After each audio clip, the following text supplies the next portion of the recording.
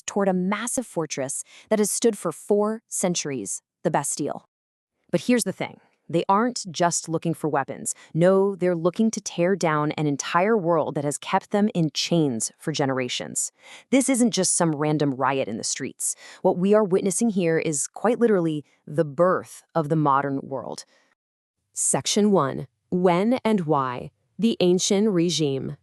Okay, let's dive into this. This explosion of change began in 1789 and lasted for a bloody decade. But to really understand why it happened, we've got to look at how society was completely stacked against the commoner. France was strictly split into 3 social classes, or estates. The first estate, the clergy, and the second estate, the nobility, made up just about 2% of the population. Yet they owned practically everything and paid 0 taxes. 0! Then you have the third estate, 98% of the people, who carried the entire tax burden just to pay for the lavish lifestyles of the rich, while they themselves literally couldn't even afford bread. And, that lack of bread wasn't a metaphor. Years of terrible harvests had led to outright famine across the country. It was a complete economic collapse. Meanwhile, King Louis XVI had completely drained the national treasury. He was busy funding the American Revolution overseas and maintaining the unbelievably extravagant Palace of Versailles at home, totally insulated from the commoners who were starving in the streets of Paris. In the shadows of this extreme misery, dangerous new ideas were quietly brewing. Enlightenment philosophers, guys like Rousseau and Voltaire, they were whispering questions that shook the very foundations of European society. They asked, why should a king rule by divine right? Why shouldn't everyday people have liberty and equality? These weren't just philosophical musings. They were sparks falling directly into a powder keg. Section 2. The Triumphs. A New Reality.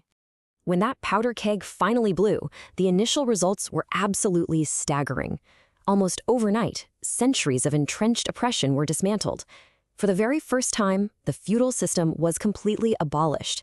Peasants were abruptly no longer owned by their lords. In that same monumental year, 1789, the National Assembly adopted the Declaration of the Rights of Man and of the Citizen, establishing a truly radical concept, that all men are born free and equal in rights. And this brilliantly illustrates a fundamental shift in human identity. The revolution birthed nationalism as we know it today. People were no longer merely subjects of a king, bound to a monarch's whims. They were now citizens of a nation with a shared stake in their collective future. What this meant in practice was that power began to shift away from birthright and toward meritocracy. Suddenly, your bloodline mattered way less than your talent and your ambition. It's exactly this shift that would soon pave the way for a young, completely unknown artillery officer to rise through the military ranks. His name, Napoleon Bonaparte. Section 3. The Bloodshed. The Reign of Terror.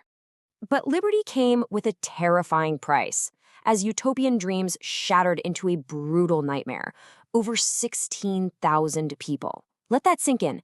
That is the staggering number of individuals officially executed by the guillotine under the command of Maximilien Robespierre and his ironically named Committee of Public Safety between 1793 and 1794.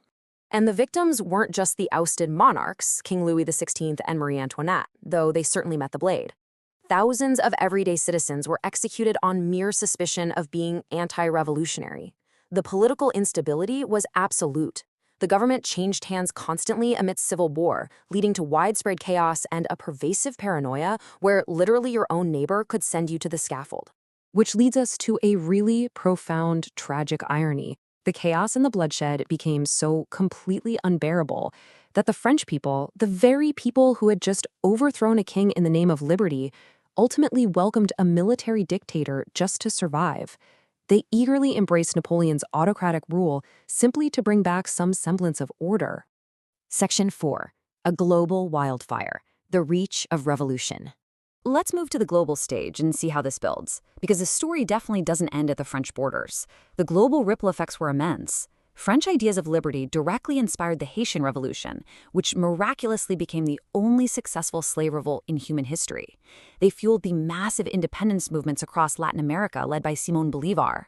And back in Europe, Napoleon's marching armies carried the Napoleonic Code with them, forcibly dismantling old feudal laws and spreading liberalism in every single country they conquered.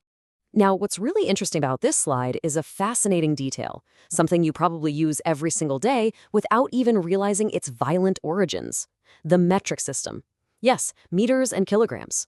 Our modern global way of measuring the physical world was a direct product of the revolution's desperate desire to replace the old, chaotic regional systems with pure, rational order. Section 5. The Legacy. A beautiful contradiction. So, how do we even make sense of all of this? The French Revolution stands as a messy, incredibly violent, yet ultimately beautiful contradiction. It proved, beyond a shadow of a doubt, that the will of the people is the most powerful force on earth once it's mobilized. It may have failed to remain a republic in its own time, collapsing back into a dictatorship, but it undeniably succeeded in changing the very DNA of human society forever. Which brings us to the final thought I want to leave you with today. If the revolution failed to stay a republic, did it truly succeed? Look around at our modern ideas of human rights, of meritocracy, of nationalism, and yeah, even how